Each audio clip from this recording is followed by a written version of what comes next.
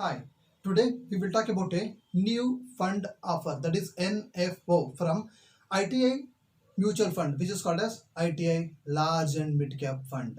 The NFO has started on 21st August 2024 and the NFO closes on 4th September 2024. You may ask, why large and mid cap funds? Large caps are known for their strength with lower volatility, and large caps will give stable earning path. While mid cap companies offer growth potential as they mature. So, large caps hold 64% of the market with a capitalization of rupees 252.65 lakh crores, while mid-cap companies cover 18% of the market with a capitalization of rupees 72.30 lakh crores.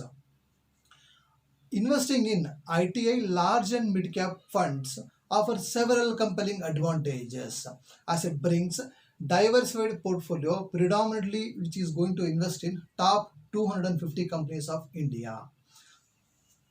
Given the growth expectation of the Indian economy, both large and mid-cap companies have the potential to grow even further. So, ITI Mutual Fund investment approach is crafted to create well-diversified portfolio for long-term wealth creation across the market cycles. Are you ready to grow with the leaders of today and tomorrow? Then you can reach out to us on 99800 12790 for your investments. Thank you.